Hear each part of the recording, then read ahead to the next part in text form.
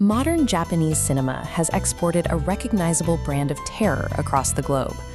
Movies like The Ring and The Grudge introduced audiences to a specific type of monster that lingers long after the screen goes dark. These spirits share an identical aesthetic blueprint. They wear simple white burial kimonos. Their long dark hair falls in unkempt patches, often obscuring disfigured or heavily drooping facial features. And unlike traditional Western ghosts tied to a single haunted house, they possess a relentless, supernatural thirst to exact revenge on anyone who crosses their path. This visual language belongs to a much older tradition, predating the invention of cinema by over a century. That tradition began with an 1825 kabuki theater play called Yotsuya Kaidan, written by Tsuruya Nanboku IV. It remains the most famous ghost story in Japanese history. The 19th century tragedy provides the specific mechanics behind the modern monsters we watch on screen today, accounting for both their appearance and the lingering fear they still command. The story begins in Edo period Japan, centering on a masterless samurai, or ronin, named Tamiya Iemon and his wife, Oiwa. Iemon is fiercely ambitious but deeply cruel. When Oiwa's father observes Iemon's abusive nature and suggests the couple separate, Iemon murders his father-in-law in cold blood. To hide his crime, Iemon comforts his grieving wife and promises her that he will hunt down her father's true killers. Unaware of the reality, Oiwa completely trusts the man who orphaned her. In Japanese folklore, the most devastating supernatural consequences grow from the soil of intimate domestic deception. Iemon's deception catches the attention of Oume, the granddaughter of a wealthy local man.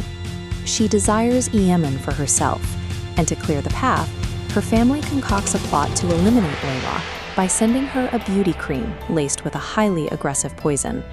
The physical reaction to the poison is immediate.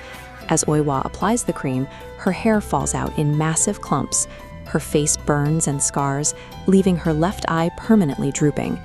Seeing her ruined face, Iemon uses her new disfigurement as justification for divorce. He orders an associate to assault Oiwa, intending to frame her for infidelity to ensure the separation is legally honorable for himself.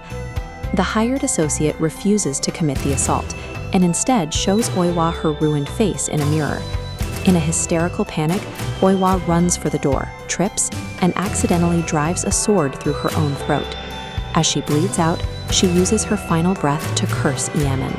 This specific combination of physical trauma and calculated betrayal provides the narrative weight required for a ghost to cross into the physical world. Upon her death, Oiwa becomes an onryo, a vengeful spirit fueled by rage so intense it forces a physical bridge between the living and dead. Iemon quickly marries Oume, unbothered by Oiwa's death. But on his wedding night, Oiwa's ghost infiltrates the room. She projects her disfigured face onto his new bride and her grandfather. In the dark, Iemon draws his sword and slaughters them both, believing he is striking down his monstrous ex-wife. Hunted by her relentless spirit, Iemon's mind fractures. He flees to an isolated mountain retreat, where his waking reality and his nightmares merge until he is eventually hunted down and killed.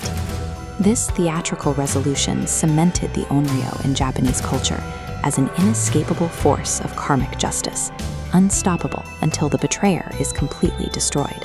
When you look at Sadako in The Ring, you are looking directly at the 1825 stage directions of Yotsuya Kaidan. The bald patches, the drooping eye, and the white burial gown are all a direct homage to Oiwa. The events of Yotsuya Kaidan are grounded in documented history. The real Oiwa died in 1636 and lies buried in Tokyo's Myogyoji Temple. Her tether to the physical world remains active. Today, if a film crew or theater troupe adapts her story, the director and lead actors must visit her grave to ask for her blessing. But productions that skip this ritual consistently report severe onset injuries, mysterious technical failures, and even documented deaths. The persistence of these onset accidents suggests that this 17th century cruelty has outlived its own era, remaining a tangible, active threat to the people who continue to tell its story.